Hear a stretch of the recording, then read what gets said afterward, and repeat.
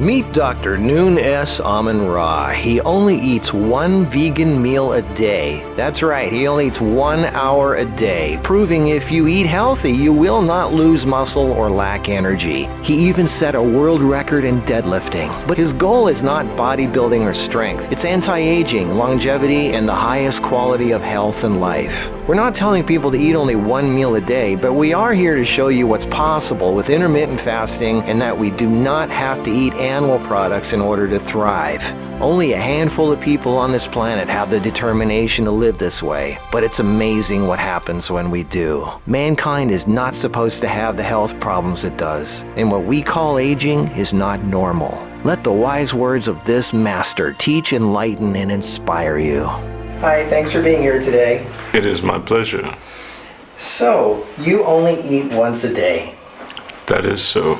I saw a video of you on the internet where you were a deadlifting champion. That is so. I'm presently the world deadlift champion, drug-free world deadlift champion in my particular class. I hold several world, national, regional records. Cyclic fasting, for instance, is known to potently promote growth hormone release. So throughout the duration of a daily fast, your growth hormone concentration tends to increase. If you combine that with resistance exercise in the evening, as you probably know, that increases testosterone production. When you sleep, that increases growth hormone production, IGF production. So we're talking about anabolic hormones that essentially promote the preservation of muscle tissue.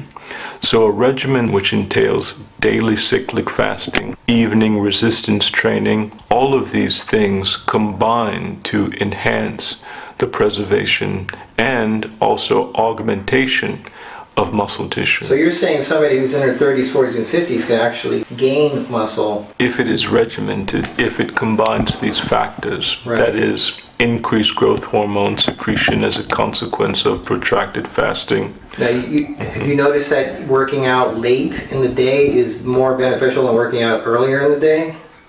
Or does it matter? It does matter, and that is because essentially you want to enhance autophagy throughout the day. You want to be catabolizing your proteins, you want to be catabolizing stored sugar and stored body fat. But in the evening, you actually want to suppress autophagy in order to promote that preservation of muscle tissue. So it is resistance training that stimulates your skeletal muscle, that provides those metabolic factors that promote muscle retention. So yes, evening is best to do resistance exercise. This is actually good advice for even women that are older, postmenopausal women, because working out your muscles is part of what keeps you young. Indeed, indeed. You got to do weight training. Even if you're an old lady, you got to work otherwise your bones go weak, everything starts falling apart. It's important. What you're saying is it helps keep you young. This isn't a vanity thing. It's part of what needs to happen in your life. Indeed, indeed. And sarcopenia, that is age-related muscle wasting, muscle loss, is a major catalyst for premature mortality, especially in women. Right. They say that the older you get, the more you lose muscle, the more you lose your hormones, the more you start slowly basically falling apart. What you're saying is if you keep working out, that doesn't necessarily have to be the case. Yes, that is quite so. You can definitely avert many of those changes and slow down that process. So you found that you only have to sleep half as much as the average person. Yes, that was one of the first things that I observed. I was able to do without as much sleep as I had previously, and I was able to recuperate from exertion far more rapidly than I had been in the past. I was simply interested intellectually in the pursuit of anti-aging studies, anti-senescence studies. And as I began to discuss this with my then girlfriend approximately 20 years ago, she said, "This is interesting. Caloric restriction, cyclic fasting, specific nutraceuticals, a refined diet. All of these things clearly, demonstrably, scientifically contribute to lifespan extension. And I explained how I was going to commence collecting data, writing a book, and she said, she's now my wife, by the way, Nunette Amun-Ra, why don't we do it? And it took some time to reflect on that, and I said, well, why not? And that was about a decade and a half ago. And through a few evolutions, if you will, we've been on the Amen regimen for approximately 15 years without fail. It entails a daily fast of 23 hours in duration, caloric restriction, that is, we consume approximately 1,000 to 1,500 calories a day. It entails specific nutraceuticals, that is, nutraceuticals that have been found to increase maximum lifespan in one or more organisms. It entails daily exercise. It entails meditation, ascesis, and basically that is the Amen regimen. Qualitatively, the diet is devoid of meat and centers on specific staples, if you will. Basically, nuts, grains, tubers, dried fruit. We always eat in the evening. We consume our evening meal, our main meal, after our evening resistance regimen. Our exercise is typically organized in such a way that in the morning we engage in so-called persistence exercise, what you might call aerobics. In the afternoon, there's typically another aerobic session, time permitting. And in the evening is the resistance exercise session. And this can entail a number of different standard, conventional weightlifting exercise with integrated weighted yoga postures in between sets. And after this evening resistance session is meditation, our final meditation session, because meditation is interspersed throughout the day. We meditate in two different postures, and one of those postures I can demonstrate to you briefly.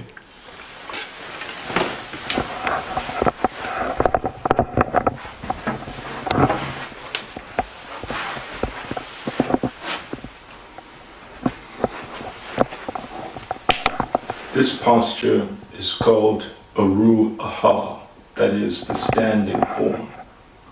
And this is the posture that I typically assume in my briefer periods of meditation, say 10 to 15 minutes. Aru Aha is a composite Egyptian term, and it means, again, standing form. The ultimate intent of all minimalist meditation is to progressively produce a state of sustained tranquility where ideas, images, emotions are expurgated from the mind. There are essentially 10 domains of interventional studies, what I call the tetractys of anti-aging interventions. Several are fundamental.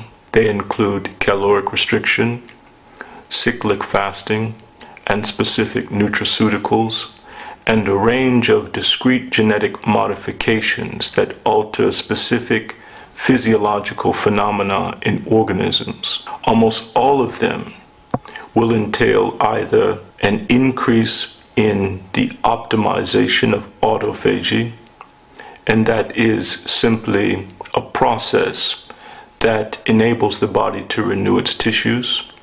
Glycation is an important phenomenon.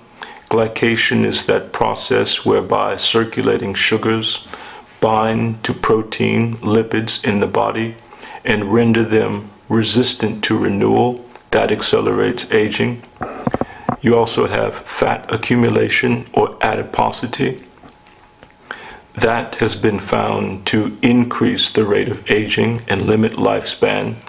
But more specifically, it's been found that the extirpation of adipose, the diminution of adiposity, increases maximum lifespan in mammals and other organisms. People are going to look at you and say, there's no way you can have that kind of muscle and not eat for 23 hours a day.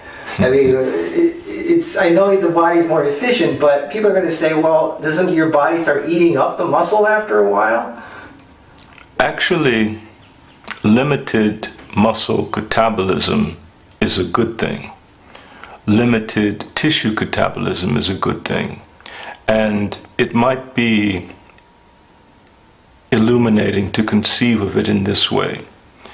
The vast majority of the solid component of your body consists of proteins. And each of those proteins that constitute our proteome, so to speak, have a definite lifespan. And the integrity and health of your body is largely dictated by the integrity of your individual proteins. So if you are able to prevent damage to the corpus of proteins that constitute your body, or increase the rapidity with which you renew and recycle proteins, you are functionally, physiologically younger. There are a lot of people that say, because it used to be protein, where are you getting your protein? You got to eat animals. Nowadays, the big thing is, where do you get your sugar? It's like the body needs to have sugar to run on. Sugar is the body's fuel. If you don't put sugar in your body, carbs all day long, you're gonna basically waste away. What do you say to that? Well, there is a fascinating body of research which indicates that the process of glycation is integral to aging. And glycation is that process whereby simple sugars illicitly bind to the body's proteins and render them resistant to that process of renewal. And this has been found to greatly accelerate aging. That's one aspect of it. The other aspect is that when scientists have subjected animals to a low glycotoxin diet, that is a diet that is low in so-called advanced glycation in products, this independently increases lifespan. So you have a concomitant effect. If you reduce the endogenous generation of glycation products, and of course the best way to do that is simply to reduce your circulating sugar concentration to the lowest extent practicable, and you avoid or reduce your assimilation of exogenous advanced glycation in products, which are created upon cooking and are extant in various foods, whether cooked or not, you can increase lifespan through this avenue of glycation restriction. And this is one of those interventions that are included in the so-called tetractys of anti-aging interventions, that is, glycation diminution. And this points to the fundamental importance of cyclic fasting as an avenue of lifespan prolongation, because it is cyclic fasting that most potently suppresses the concentration of circulating sugar. The lower the concentration of circulating sugar in your body, the less sugar you have to attack your body's tissues and to render them dysfunctional, if you will. Where would you say you get your energy from if your glucose levels are kind of low? Ah, that's an interesting question. Most individuals have an appreciable amount of energy stored in adipose. And this points to another element of the tetractys of anti-aging interventions. And it's that if animals are rendered lean through either surgical extirpation of adipose tissue, targeted genetic interventions which decrease adiposity, that increases lifespan independently. So in a convoluted way, what I'm saying is that when you don't consume exogenous sugar, you make use of that stored adipose. And that extirpation of adipose independently promotes longevity. Right, obviously you can get energy off of fat, but you don't have a lot of fat on you, so where do you get your energy from? I like your question, because that points to the third avenue, which is autophagy. When you deplete your glycogen largely from your liver and your skeletal muscle, and again, the morning aerobic exercise stimulates that, and you have a low content of adipose tissue, your body makes use of stored proteins. It catabolizes all of your body's proteinaceous tissues and recycles them as substrates for energy. And that autophagic induction of energy metabolism, if you will, contributes to lifespan prolongation by renewing proteins more rapidly.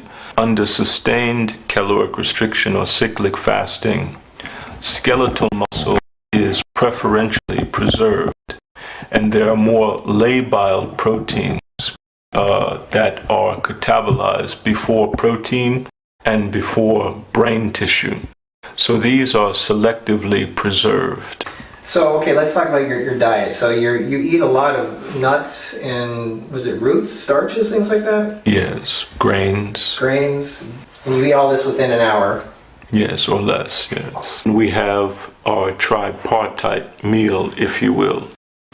And by tripartite, I mean that the first thing we consume when we break our 23-plus hour fast is what I call the amino elixir, consisting of 3 protein sources: soy, spirulina, brewer's yeast, and ideally a dozen isolated amino acids. And the next thing we consume is the main meal, one of those staples of which I mentioned earlier. These typically include beans and rice. Typically we have one of 3 beans. Cannellini beans is my favorite, the red kidney beans. And when I say bean, this is the common bean, Phaseolus vulgaris. And there are many different cultivars. But one of the main reasons that we select the bean as an optimal staple, if you will, is because there are many properties associated with the common bean that accord with lifespan extension. And these include inhibiting the enzyme alpha-glucosidase, which promotes optimal glycemia, if you will. Beans are full of fiber, which really helps the sugar levels in your body. Indeed. It helps get rid of toxins. Beans, it's great. Indeed. It's probably one of the best cooked foods you can have. If you're going to go with cooked foods, it's great. Okay, go on, sorry. Roots. No. Yes, roots, tubers, rice, grain, and nuts and seeds. Fruit and fresh vegetation is not high on our list of staples, and that's simply because the cellulose and the water content take up space, if you will. So if you have a regimen where you're restricting your feeding to an hour or less, and you consume foods that occupy a large volume, have a higher water content, indigestible fiber, over time that can reduce your sense of satiation. So you want to have nutritionally dense foods in order to essentially derive the most nutrients in a minimal amount of time. Right, you want nutrient-dense food. And then there is the minor meal. And the minor meal is nothing more than a dessert. Typically nuts, dried fruit, often what you might call peanut butter and jelly sandwiches, or peanut butter and nesubat sandwiches, which roughly means royal jelly. That's one of the staples of our minor meal. And I say peanut butter and jelly with some reluctance, because it differs a bit from what you might find in a typical grocery store. It's simply crudely crushed peanuts and fruit preserves on bread. That's a typical dessert. A typical dessert may also be roasted peanuts with dark chocolate. I'm glad you said peanut butter, because I love peanut butter, and everybody says peanuts are bad. It's got the toxins in it. Aflatoxin. Aflatoxin, yeah. That is why roasted peanuts are actually preferential in our ethos, if you will, because if you consume raw peanuts or germinated or soaked peanuts, it promotes that growth of fungal organisms and aflatoxins. But just to give an indication of the scientific basis, there is an entire tractate with several sections that discuss multifarious epidemiological and interventional studies which find a relationship between longevity and nut consumption. And peanuts are particularly prominent in those studies. That is, it's been found that consumption of peanuts accords with lifespan. The particular variety is simply crushed, crunchy peanuts with little added salt, no other ingredients. It's funny because almost all peanut butters out there, they have palm oil, sugar, and the sugar and all that. That's why I'm sometimes reluctant to call it peanut butter, because of the confusion. That is essentially the Amen meal, the tripartite Amen meal. Throughout the 23-hour fast, we typically consume teas and herbal infusions of various sorts.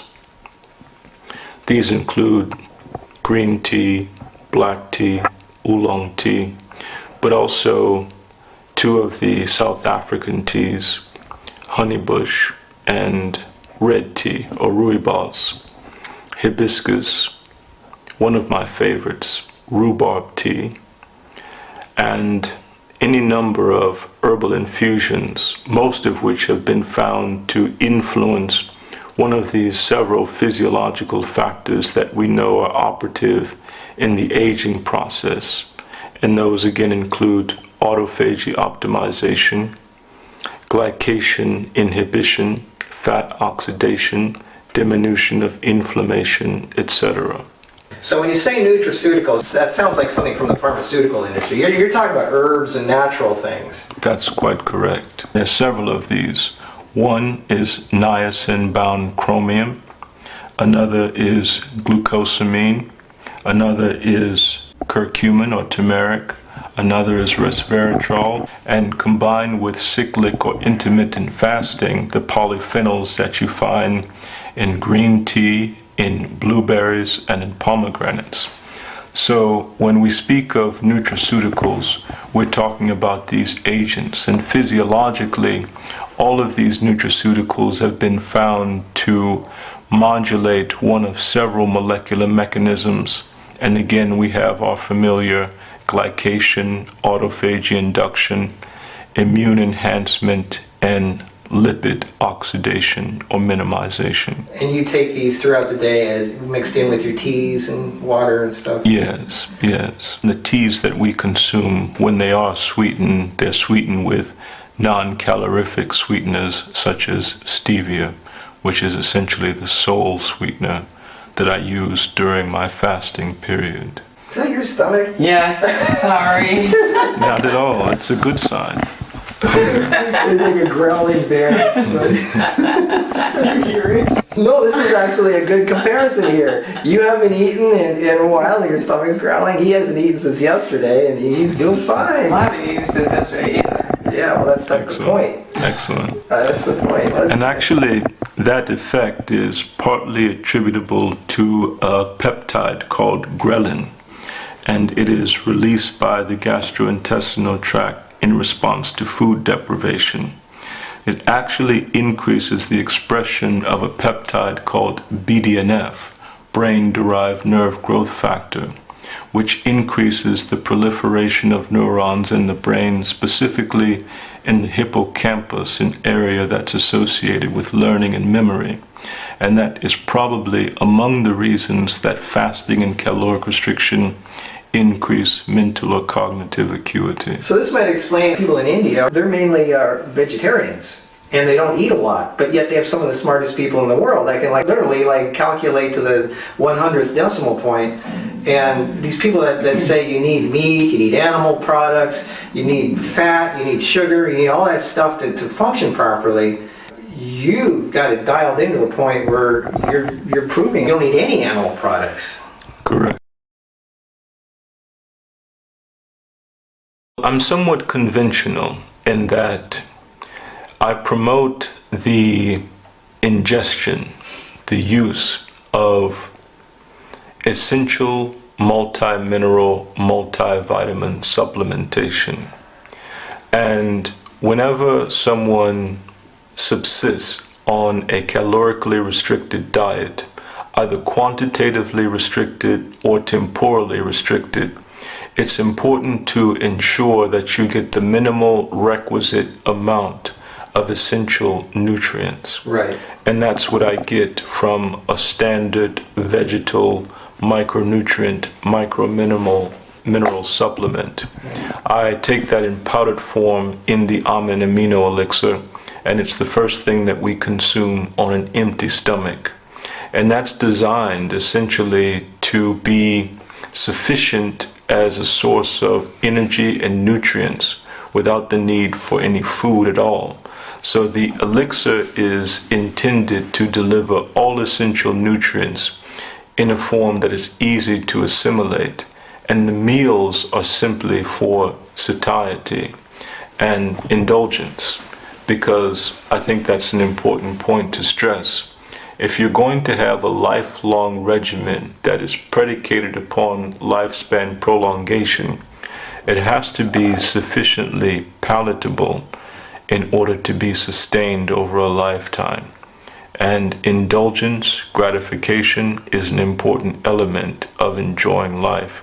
And we do find that our diet is very palatable, very enjoyable, even with the perceived monotony. We love dinner. Feeding time is always festive. It's always a feast, if you will. What the research indicates is that both cyclic fasting and caloric restriction greatly increase energetic efficiency, such that organisms can make do with less. All of their physiological systems become more efficient, and they're able to effectuate their physiological operations with far less energy. And that reduced energetic demand actually results in a lessened generation of those deleterious byproducts of metabolism, free radicals, for instance, advanced glycation end products. So with a reduction in metabolism, you get a concomitant reduction in waste products and other deleterious agents that damage the body. So the less waste products that your body has to deal with, the more cleaner it is, more efficient it is. Indeed. Being clean is almost more important than massive amounts of fuel just being guzzled down. Indeed. Another effect that has been observed widely on caloric restriction, cyclic fasting, and other interventions that increase lifespan is a decreased detoxification capacity, and more specifically an augmented expression of so-called phase 2 enzymes or xenobiotic enzymes. And these are enzymes that are specifically expressed in the liver, also kidney and other tissues, that essentially convert toxins in such a way that enables them to be expurgated from the body more efficiently. So this is thought to be a major factor in the lengthening of lifespan associated with fasting and caloric restriction. So the organs that help eliminate toxins from the body, the liver, the kidneys, if they're cleaner, they can focus more on producing enzymes and keeping you running optimally rather than just cleaning the house and getting rid of unwanted garbage. Indeed. And also, as we discussed together, we are exposed to multifarious toxins that we can do little as individuals to avoid in our modern environment. So to the extent to which we can augment our detoxification capacity, we can protect ourselves from some of these toxins that would otherwise be ubiquitous, that are ubiquitous, and we simply can't avoid. Right. The toxins in the air, the water, even the negative people, it just drains us of our life force. Indeed. So the cleaner we are mentally, physically, and emotionally, the better we can thrive as long-living, healthy beings. Indeed. But I must interject an element of my philosophy, and that is I wholly accept the inevitability of aging. I wholly accept the inevitability of death. And my regimen is simply predicated upon postponing that process to the greatest extent practical. And having a high quality of life. Indeed, which is most people in uppermost. the last 40 years, they're just falling apart and Yes. complaining about the other people that... Indeed. Yeah. And it's important to have sufficient energy, mentally and physically, in order to arrive at the psychological, philosophical, existential state that you wish to attain before that ultimate end. Right. Do you have a website you want them? I mean, if they say, I want to know more, I want to buy his books, where do I go?